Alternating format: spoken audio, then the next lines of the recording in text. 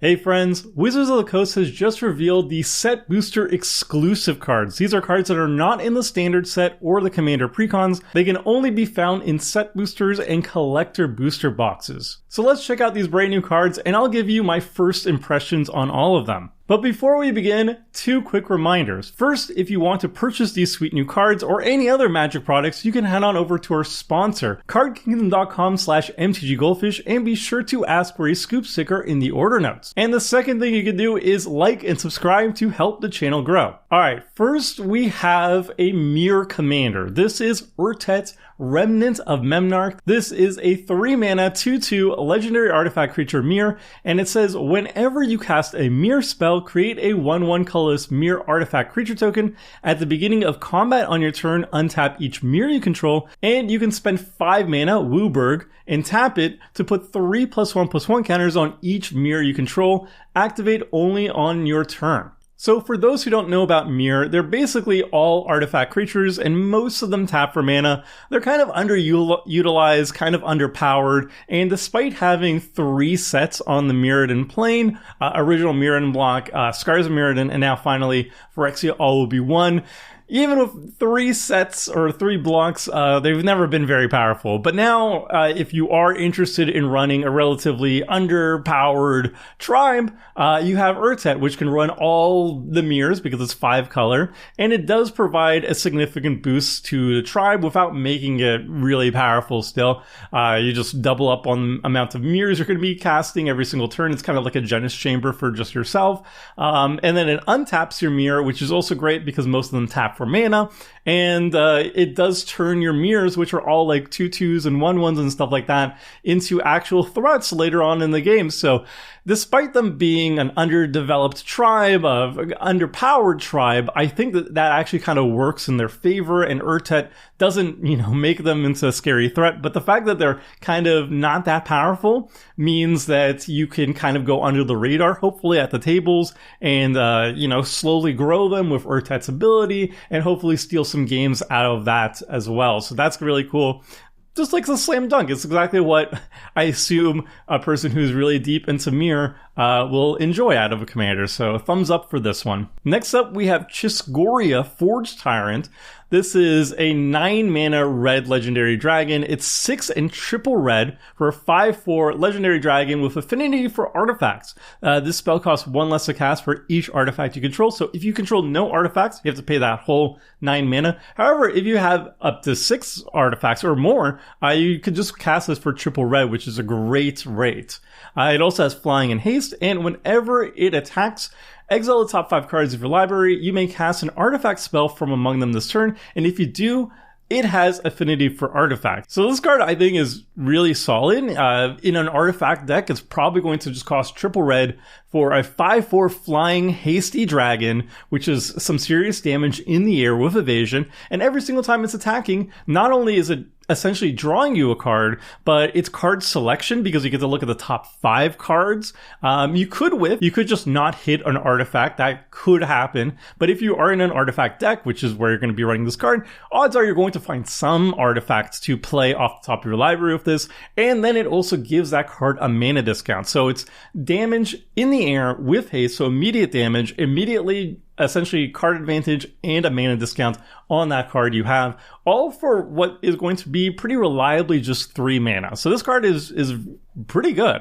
This card is also a reference to 2 old, obscure, not very powerful cards from the original Mirrodin blocks, Scale of Chiss-Goria and Tooth of Chiss-Goria. Those 2 were artifacts that apparently just came from this legendary dragon, and I think the only downside about Chiss-Goria, my only gripe, is the fact that it's not itself an artifact.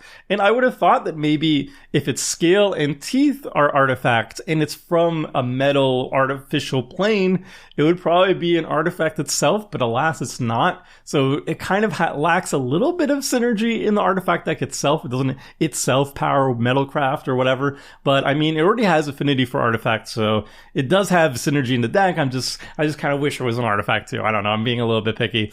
Where I would expect to run it is basically any any red-focused artifact deck, it's going to do some serious work. You really need to have, like, I would say, like, at least 30 artifacts in your deck, probably more, for it to be very consistent, so you're consistently hitting off it. But like something like Brutaclad, Techlore Engineer, I'd probably just jam it, and it would probably do some serious work there. Moving on, we have Mirage Mockery. This is a cool clone effect. It is a sorcery, blue sorcery, 2 and a blue. Choose one, create a token that's a copy of target artifact creature you control, or you create a token that's a copy of target non-artifact creature you control, or you can just pay 3 additional mana to entwine it, and you get both the abilities. So 3 mana, you choose one of these abilities, another 3 mana, so 6 mana total. You can choose both these abilities, and you make a token of a target artifact creature and a non-target artifact creature you control. So 2 clones or 1 clone. Very flexible. Compared to other options, I feel like this is kind of closest to like Saheeli's Artistry, which doesn't have the entwine ability, but you can choose one or both, so it's basically always the entwined version of Mirage Mockery, not exactly like a 1-for-1, exactly the same card. Same thing with like March of Progress, which can also copy your own artifact creature. It can't copy non-artifact creatures, but it can copy an artifact creature, but it's overload cost. Instead of paying 6 mana, you pay 7 mana, and you can either copy all your artifact creatures. Obviously, March of Progress is a lot stronger if you're in a dedicated artifact creature deck, but Mirage Mockery is going to be more flexible if you have both artifact creatures and non-artifact creatures.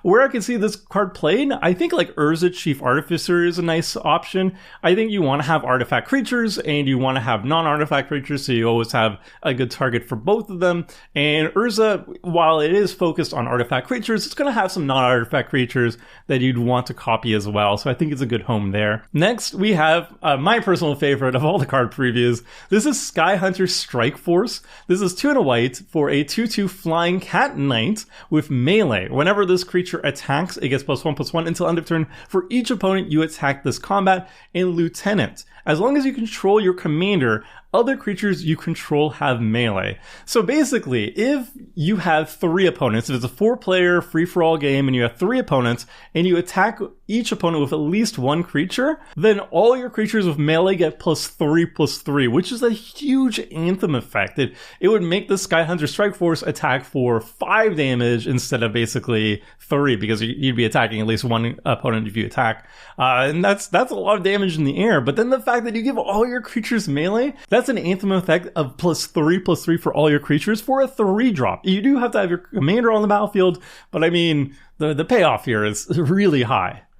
So where I see this card is going to be good, I think this card is going to be basically a better Adriana Captain of the Guard, which has the exact same ability. It has melee, and other creatures you control have melee. It doesn't require your commander to be on the battlefield, but it does cost 2 more mana, and it's locked into Boros. I think these 2 cards are basically going to fit in the same style of deck. Obviously, Skyhunter can go into any white deck, not just locked into Boros flavored decks. But if one is good, then both are going to be good. Skyhunter Strike Force is going to be a little bit better in decks that are going to consistently have your commander on the battlefield. Either your commander is very difficult to remove, or it costs so little that you can actually recast it and have it more consistently on the battlefield that way. Any go wide deck, I think, is going to love both these cards, and Skyhunter Strike Force is going to fit really nicely in Ginny Fae as a way to just give all your big old cats and dogs +3/+3.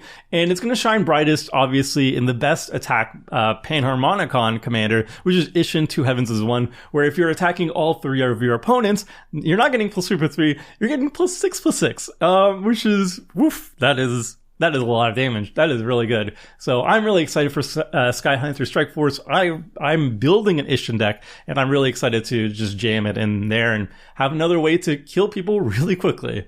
All right, next up we have Synthesis Pod, which is 3 and a Phyrexian blue mana source for an artifact. It has an activated ability of 1 and 1 Phyrexian blue mana. Tap it, exile a spell you control. So a spell is basically a card that is on the stack. A target opponent reveals cards from the top of their library until they reveal a card with mana value equal to 1 plus the exiled spell's mana value. Exile that card, then that player shuffles. You may cast that exile card without paying its mana cost.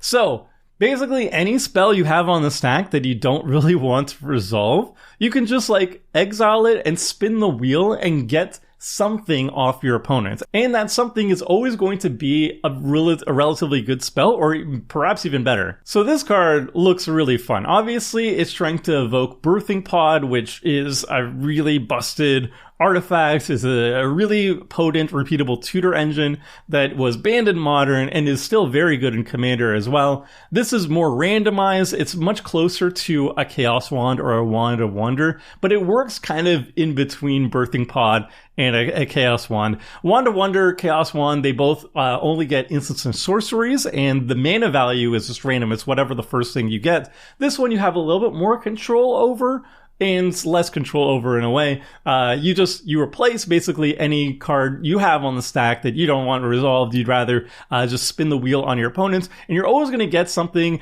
a higher mana value, one higher mana value than the thing you exile. So if you exile a 3-drop from your stack, you can get a 4-drop off your opponents. You don't know what it's going to be. It doesn't have to be an instant sorcery. It could be a creature. It could be an artifact. It could be whatever. But I assume it's always going to be good value whenever you're going to be activating it. You can, like, late game, if you don't need that Farseek or Birds of Paradise or whatever, like, you don't need the ramp or whatever, you can replace the ramp with a random card from your opponents, and it's going to be hopefully slightly better than whatever you got. I think this card is fun. I don't think it's very powerful. I don't think it's going to see too much play, but, like, for people who like chaotic effects and randomization, this card isn't that underpowered or anything. It's really cool, and it's a neat effect. I'm excited to see it played. It's also a little bit better in decks that care about exile matters. Like, some cards, like Wild Magic Sorcerer, for example, says the first card you cast from exile has Cascade, so this can kind of work off that as well. Yeah, it's just a fun card. Next, we have Monumental Corruption. This is a 5-mana black sorcery, 3 and double black, for target player draws X cards and loses X life, where X is a number of artifacts you control. So in an artifact deck, a black-focused artifact deck, this is going to draw you a lot of cards. It's not difficult in an artifact deck to have 5 to 10 or even more artifacts on the battlefield, to the point where, like, you're drawing so many cards that the life loss is going to be the primary thing that you're going to be scared for. Like, this is easily like a draw 10, lose 10 life for 5 mana, which is a fantastic rate. That's a lot of burst draw, to the point where you could probably discard down to hand size, and if you're in black, that means, you have all these sweet new reanimation targets, so that even works to your favor, drawing so much that you discard down to hand size. Comparing that to blue options that I found, like Thoughtcast. Thoughtcast is just more mana efficient. It's just 1 mana to draw 2, but you can't, like, draw 10 or anything. One of the Machine is closer to what Monumental Corruption can kind of do, but it cares about the highest mana value of a thing, not the number of things you have. And it's much easier to go, like, wide with artifacts over going tall with artifacts. So they're kind of similar, but a little bit different. And, like, Shimmer Dragon is, like, also go wide with artifacts and draw cards incrementally. All the blue options don't make you lose any life, and I think that's kind of relevant, because Monumental Corruption is going to draw you so many cards, but you're going to lose a lot of life in the process. I would say I would probably stick with, like, the blue sources of card draw in blue artifact decks. Like, if I'm in a Dimir or Esper version of artifacts, I'd probably stick to just the blue ones. But if you are not in blue, if you're any other flavor of, like, Rakdos or mono black artifacts, like the Necrons, for example, this is just a fantastic source of card draw. And I might even be undervaluing it even in Dimir decks. I see this card as just gas in basically any artifact deck. I'm a little bit worried about the life loss, but I mean, if you're going to win the game shortly afterwards, who cares about a little life loss all along the way? Next up, we have Lux Artillery. This is a 4-mana colorless artifact that says whenever you cast an artifact creature spell, it gains Sunburst. It enters the battlefield with a +1/+1 counter on it for each color of mana spent to cast it. So if you spend no colored mana on it, like just a colorless source, it comes with 0 counters on it. But if you pay up to 5 colored pips on it, Wooburg, if you spend Wooburg on it, then it comes to play with 5 +1/+1 counters on it. And at the beginning of your end step, if there are 30 or more counters among artifacts and creatures you control, Lux Artillery deals 10 damage to each opponent. Now, keep in mind, this doesn't just count artifacts, it also counts creatures, so not even artifact creatures. So if you have just, like, a bunch of, like, Hydras on the battlefield or whatever, Lux Artillery can still trigger. You can even just ignore the first trigger. If you want to just start dealing 10 damage to each opponent on each of your end steps, you could just, like, jam this into, like, a Hydra tribal deck and get that ability going pretty quickly. So where do I see this card seeing the most play? I think a lot of people are going to downvote the video, but I think some of the Transformer cards are actually going to be the best homes for Lux Artillery. I was thinking Optimus Prime Hero, which is Jeskai. It's not specifically artifact creatures, but it is definitely bolster with creatures. So each end step, not just your own end step, you're putting a +1/+1 counter on something. So every single turn cycle, you're going to be putting 4 +1/+1 counters on your creatures. Blaster Combat DJ is focused on artifact creatures and focused on modular, and also puts +1/+1 counters on stuff. Just your stuff enter the battlefield have modular, so they all come with counters on them. And then if you don't want to stick to anything in Universes Beyond, you can stick to Universes Within with Zabaz, the Glimmerwasp. It's not a very powerful modular commander, but it is a modular commander. Any of these 3 commanders, I think, are going to be fantastic with Lux Artillery. And like I said, you don't even need to focus on artifact creatures or artifacts. You could just put this in a +1/+1 counter deck that isn't even artifact related at all, and it could do some serious work on the battlefield. Next up, we have Tangleweave Armor. This is a 4 mana, 2 and double green, artifact equipment with living weapons. So this is a throwback to Scars of Mirrodin. When this equipment enters the battlefield, create a 0/0 black Phyrexian germ creature token, then attach this to it. If you move this equipment off the germ token, the 0/0 germ token, unless there's an anthem effect to buff it another way, if it's a 0/0 on the battlefield, it just immediately dies. Just a heads up for people. And equipped creature gets +X/+X, where X is the greatest mana value among your commanders. So it doesn't matter where your commander is. It doesn't have to be on the battlefield. It could be in the command zone. It could be in exile. It could be somewhere in your deck. As long as you have a commander, then it's the equipped creature is going to get +X/+X. And it has equip cost of 4. So 4 mana to cast, and then you have a big creature on the battlefield. And then if that creature dies, or you just want to move this equipment around, you pay another 4 mana. Where I think this card is going to see a lot of action in is definitely going to be Galta. Galta is a fairly popular mono green commander, and it has a mana value of 12. So this creature is a 4 mana 12/12 when it enters the battlefield, and then you could just move around this equipment to give another creature 12/12. You could put this on Galta itself and make it a 24/24 one-shotter with trample. And also keep in mind, this card is just so gas in Galta, because you could like turn 4 or turn 3 or whatever, whenever you get Tangleweave Armor out, you get Tangleweave Armor art, and then you have a 12/12 on the battlefield, and now you can cast Galta for just double green, which is, it's very good. Another candidate for this type of card is Thrasa Tempest War, another 12 mana value commander, so it's going to give something 12/12. If you really want to go spicy, if you're one of the handful of people who have Iname as 1 in your command zone, which good job, then this is a pretty beefy boy as well. In there as well. So this card is just really good, especially good in Galta. I think it's going to be a staple in Galta and pretty spicy elsewhere as well. And that's it for all the brand new Set Booster exclusive cards. Be sure to like and subscribe so you'll never miss these preview videos as soon as they come out. And until next time, friends, see ya!